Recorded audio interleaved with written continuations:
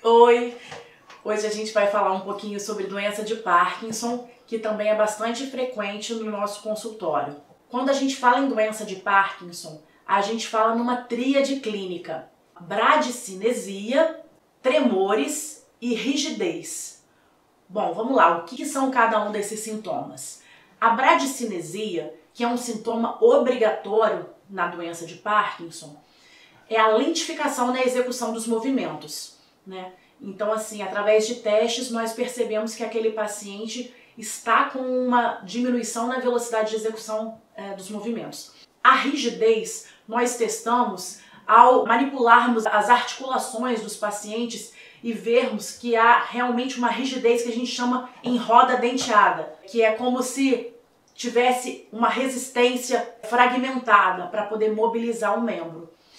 E os tremores, como todo mundo sabe, e às vezes ficou até o sintoma mais estigmatizado, né, da doença de Parkinson, apesar de nem sempre presente, que são tremores de repouso, né? Então, assim, não é um tremor quando está executando um movimento, não é um tremor postural, como nós temos no tremor essencial, por exemplo, é um tremor de repouso. Para ser doença de Parkinson, a gente precisa de ter pelo menos 2 desses sintomas, sendo que um obrigatoriamente é a bradicinesia. Além disso, há um sintoma também bastante frequente que é a instabilidade postural, ou seja, a tendência do paciente a desequilíbrios e quedas, né, que podem ter graves consequências. O acometimento maior se dá no sexo masculino, apesar de, obviamente, haverem mulheres com doença de Parkinson, geralmente numa faixa etária mais avançada, depois dos 60 anos.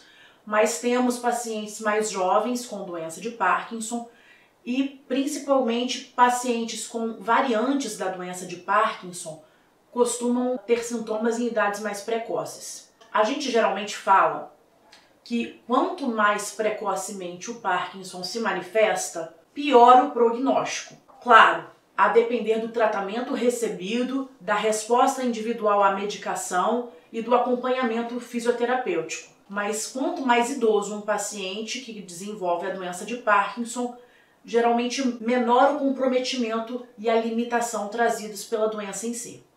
O tratamento da doença de Parkinson deve ser multidisciplinar e muitas vezes envolve também os familiares, que devem ser conscientizados em relação ao que o paciente deve ou não fazer e as expectativas que devem criar em relação a eles. É importante um acompanhamento psicológico da família e do paciente, além de um acompanhamento fisioterapêutico regular, né? A fisioterapia motora é algo assim decisivo na evolução da doença de Parkinson e traz um benefício inestimável. O tratamento medicamentoso para a doença de Parkinson vai envolver o uso da levodopa, que é uma precursora da dopamina, pois nós sabemos que a fisiopatologia da doença de Parkinson é justamente a diminuição, depressão de dopamina nos núcleos da base e substância negra, que traz ao paciente o comprometimento motor e também sintomas não motores.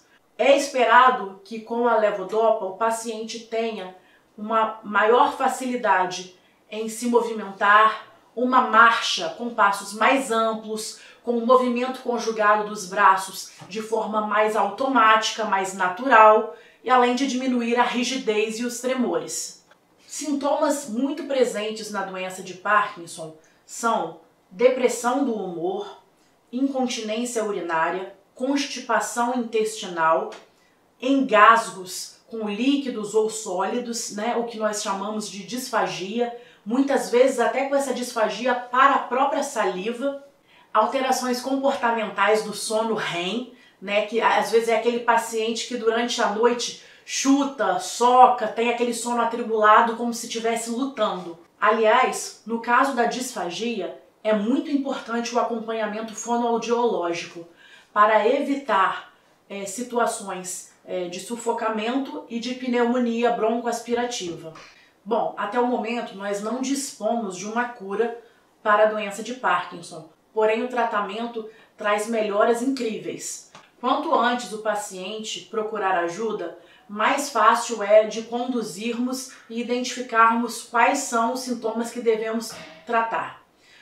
As alucinações podem estar presentes na doença de Parkinson, tanto como consequência da doença, como consequência do tratamento, e são bem controladas com medicações, assim como às vezes sintomas de agressividade e desinibição sexual. No outro vídeo, falamos sobre a doença de Levy, que é um tipo de síndrome demencial. Existe uma grande associação entre doença de Levy e doença de Parkinson, ou seja, pacientes que têm o quadro de declínio cognitivo mais grave, alucinações e demência. Isso é importante também estar bem concatenado no momento do diagnóstico e tratamento para todos os campos comprometidos serem tratados. Quanto à mortalidade na doença de Parkinson, ela geralmente estará associada às complicações da doença, que podem decorrer de pneumonias broncoaspirativas decorrentes de engasgo, úlceras por pressão infectadas decorrentes da imobilização do paciente em fases mais avançadas da doença,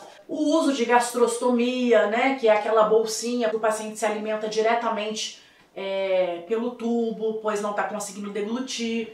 Enfim, quando a doença de Parkinson ela tem uma evolução lenta, ou seja, como a gente disse, naqueles pacientes que têm uma expectativa de vida, uma sobrevida muito grande, ela às vezes chega em estágios bem graves e limitantes de fato. Então, assim, quanto antes a gente puder intervir e fazer o tratamento multidisciplinar, melhores as chances do paciente de ter uma boa qualidade de vida. Valeu, gente! Se inscrevam aí no canal, tem vídeo toda quinta. Até a próxima, um beijo!